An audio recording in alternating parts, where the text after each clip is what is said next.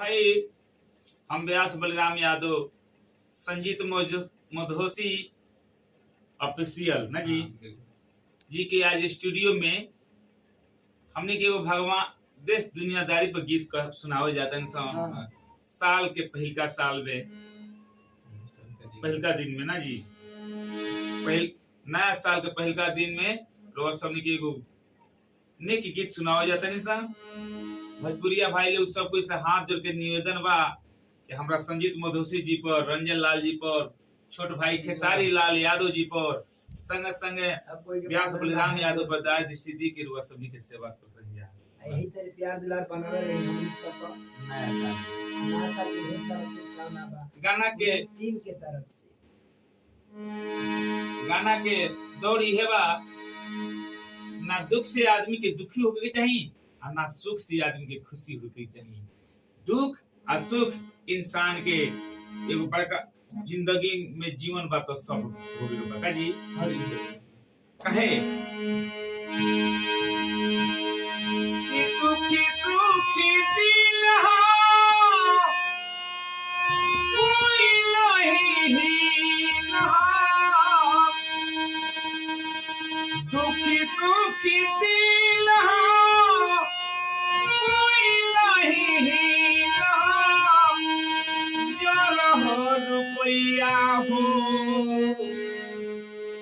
गरीबी न पाया कोई हो समैया हो गरीबी न पाया कोई हो समैया हो।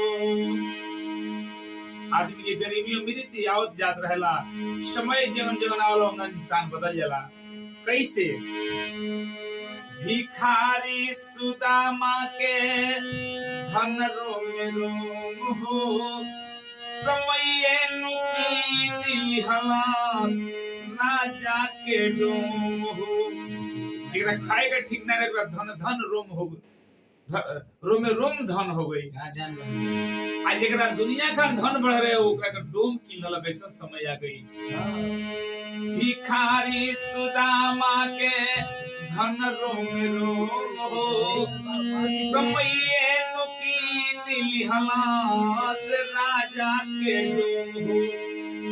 ऐसे कहते रंजन लाल जी बबुआ खेसारी कि नफरत के चार दो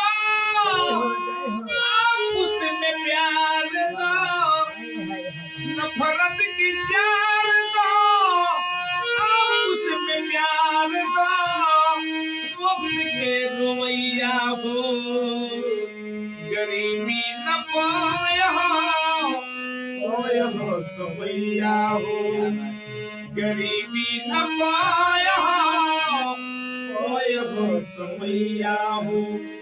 अपने सिमलाई मधोसी जी का रहनी आज समय फिर डाउन कर बाप फिर ऊपर वाला की कृपा करूंगा लेकिन देखी यही जो देखी ना पांडव और कौरव में धन मोती भेद हो मालिकों के मालिक दुखिया देव की वासुदेव हो।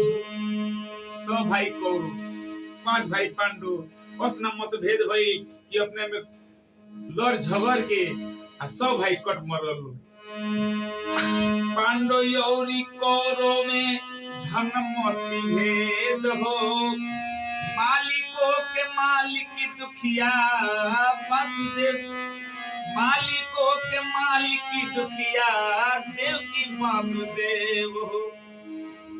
दुनिया के मालिक भगवान कृष्ण के बाप माता रहे लोग वो लोग जेल में रोत रहे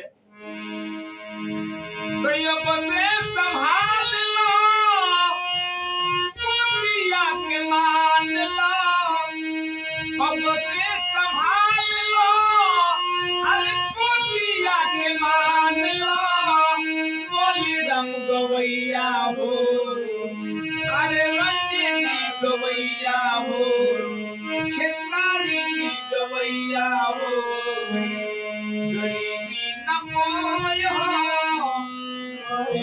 समैया हो गरीबी न पाया समैया हो गरीबी न पाया समैया हो।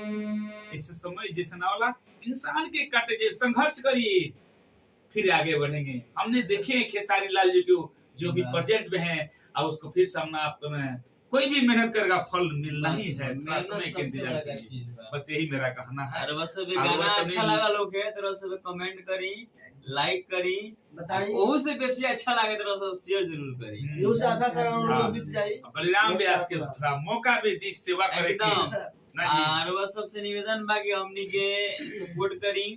हमनी के नया साल में यही चैनल से नया नया चीज मिलत रही, खाटी चीज मिली, जन धरती के चीज बा, जन माटी के चीज बा, जन से संस्कार सभ्यता समाज में सुधार मिली, सब कुछ मिल रहा सबके। बस जो ये गाना ये वीडियो गाना सब परिवार के बीच में हम सुन सकता है। बिल्कुल बिल्कुल हमने क्या हो सब में लेके जाएगी, ये प्रयास करे के बा हमनी के।